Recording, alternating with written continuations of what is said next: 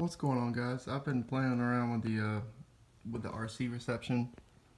Um, so the Pixhawk requires that the RC be sent to it via something called PPM, which is a way of sending all 8 RC channels over the same wire. So usually this yellow wire would have all 8 channels. Whoops.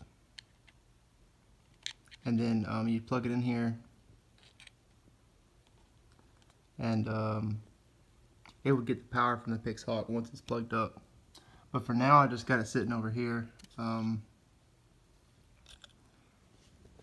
the interesting thing about this RC receiver that I use is that so you can pack all 8 channels over this wire, but then you can also break out certain channels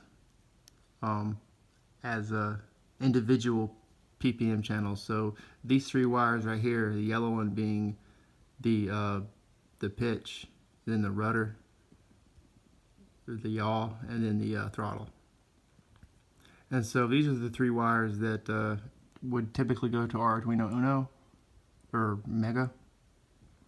And so basically these are the single channel versions of what's going over here. And all of this is configured and takes place at the embedded level. So I mean, this is the exact same as, or at least from these wires perspective, it's the exact same as the receiver we got now. The main advantage being that you just have one RC controller. And so like the Pixhawk, it needs RC, otherwise it won't arm. And I'm using the arming and disarming to start and stop the logging of telemetry and stuff like that on the Pixhawk. So we would typically need two of these. One of these is just a safety controller, and then one of these as the driving controller. But because of the way I can configure this module, we can just use this one for now. And I also create a little LED array, so it's a 9x9 array, and you can it just shows the different outputs as far as what's going on. So like your green one right there is your mode. So that's the stop mode. It all the way up is the drive mode. That's the autonomous ROS mode, and then that's the that would be just the stop or disarmed mode.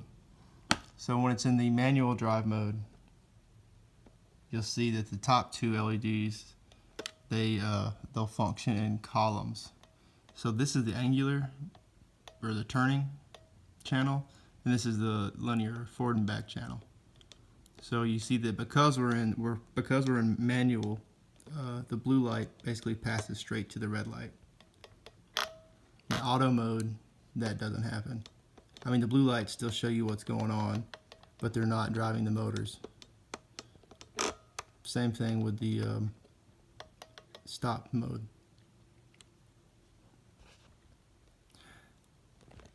So in the ROS mode,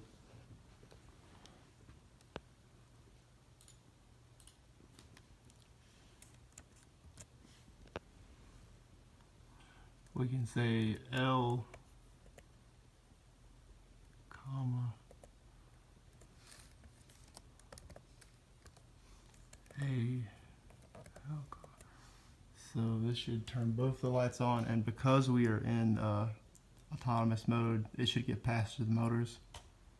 It does. So we'll go ahead and stop that.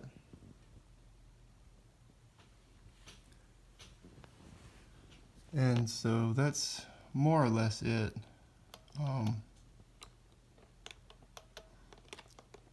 If somebody wants to make like a version of this LED array that we can actually put on the robot that's like portable and stuff, that would be awesome. It's really simple.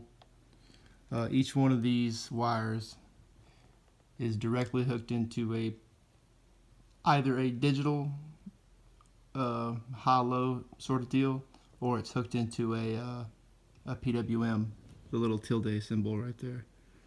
The PWM allows it to kind of modulate the brightness, whereas like these mode switches are just digital; they're just on or off. The circuit is just goes straight from one of those digital IOs through this LED, through the long side, and coming out the short side. It just goes through a single resistor, and then this just hops all the way back to ground. And so on the left side of all these resistors, it just hops to ground. And so basically each one of these LEDs as a circuit is just like plugged into a digital pin, plugged into the LED, in series with the resistor, back to ground. So if somebody wanted to make a cool array, that would be cool, because this is really nice to have. Because like I said, we're not going to have serial debugging capabilities. So LED debugging is just as good. In the Ross mode, let's see here, I gotta close this guy.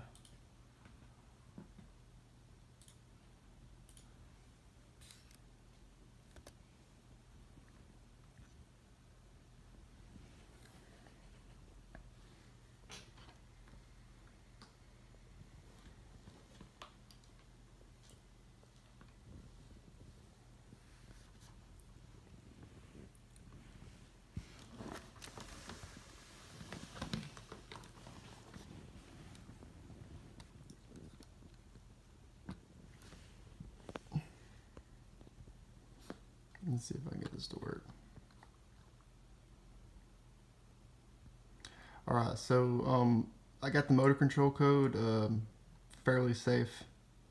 So when I drag this up, the linear channel is going to attempt to press the stick forward in order to match my command. And because nothing's moving and it's not getting any telemetry back, it's just going to increase the stick all the way to full. It's pretty much as soon as I move it. So you'll see it'll build. Go back the other way. It'll build in reverse.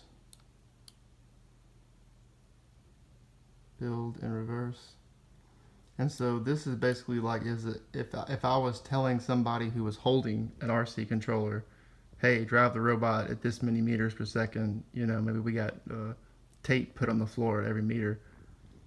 This would be like somebody trying to match my commands.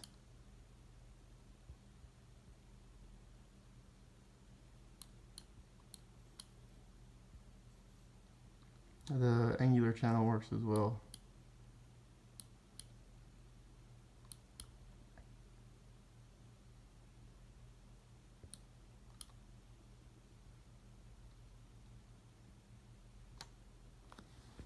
And at any time you can always just kill it. Switch it back to drive mode.